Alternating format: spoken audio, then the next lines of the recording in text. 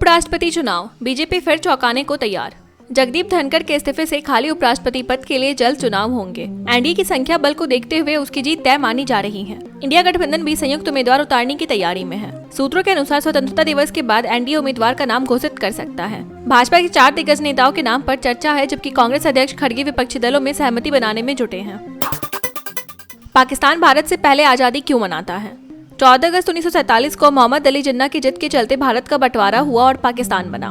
Britain ने Lord Mountbatten को सत्ता हस्तांतरण की जिम्मेदारी दी। विभाजन में लाखों लोग मारे गए और बेघर हुए। पाकिस्तान अपनी आजादी का दिन 14 अगस्त को मनाता है, जबकि भारत 15 अगस्त को। इस तारीख के पीछे रमजान और राजनीतिक परिस्थितियों का भी गहरा संबंध रहा, जिसे इतिहास में महत्वपूर्ण मोड़ माना जाता है। जम्मू कश्मीर राज्य का दर्जा बहाली पर सुप्रीम कोर्ट की सुनवाई। सुप्रीम कोर्ट ने जम्मू कश्मीर को राज्य का दर्जा बहाल करने संबंधी याचिका पर केंद्र से 8 हफ्ते में जवाब मांगा है। मुख्य न्यायाधीश की अध्यक्षता वाली पीठ ने सुनवाई के दौरान अप्रैल में पहलगाम में हुए आतंकी हमले का भी जिक्र किया और कहा कि ऐसी घटनाओं को नजरअंदाज नहीं किया जा सकता। अदालत ने याचिका को गंभीरता से लेते हुए अगली सुनवाई 8 सप्ताह बाद निर्धारित की है, जिससे राज्य का भविष्य जुड़ा है। आसिम मुनीर की परमाणु धमकी से भारत अलर्ट।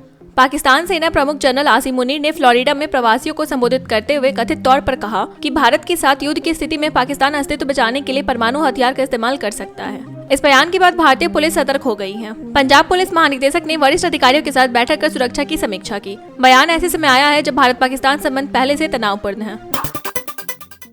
महाराष्ट्र सरकार पर उद्धव गुट का हमला। उद्धव ठाकरे गुट ने सामना के जरिए फडणवीस सरकार और उप मुख्यमंत्री एकनाथ शिंदे पर निशाना साधा।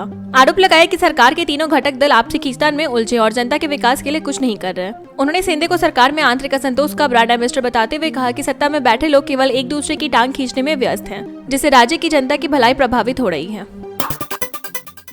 ट्रंप का डबल गेम, भारत पर टैरिफ पाकिस्तान को सौगात। अमेरिकी राष्ट्रपति डोनाल्ड ट्रंप एक और भारत पर भारी टैरिफ और प्रतिबंधों की धमकी दे रहे हैं, वहीं पाकिस्तान को तेल सौदों और टैरिफ कटौती जैसी रियायतें दे रहे हैं। अतीत में पाकिस्तान को आतंकियों का पनाहगार कहने वाले ट्रंप के इस बदलाव पर सवाल उठ रहे हैं। भारत का कहना है कि वह राष्ट्रीय हित में सभी कदम उठाएगा। विशेषज्ञ इसे ट्रंप की बदलती विदेश नीति और रणनीतिक गणना का हिस्सा मान रहे हैं।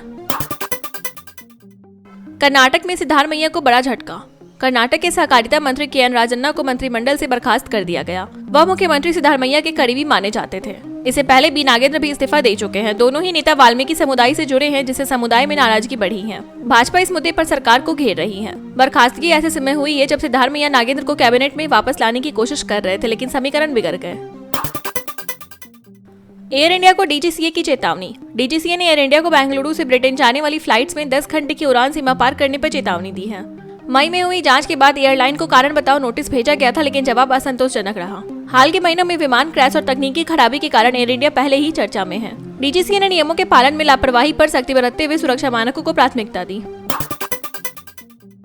लाल किले पर गूंजेगा ऑपरेशन सिंदूर का सौर्य। जम्मू कश्मीर में पहलगाम हमले के बाद भारत ने पाकिस्तान और पीओके में आतंकी ठिकानों पर ऑपरेशन सिंदूर चलाकर 9 ठिकाने ध्वस्त किए और 100 से ज्यादा आतंकियों को मार गिराया। यह सफलता 15 अगस्त को लाल किले के स्वतंत्रता दिवस समारोह में मुख्य आकर्षण होगी। रक्षा मंत्रालय के अनुसार MI-17 हेलीकॉप्टर ऑपरेशन का प्रतीक चिन्ह वाला ध्वज लेकर उड़ान भरेगा और आमंत्रण पत्रों पर चिनाब ब्रिज का वाटरमार्क भी शामिल होगा।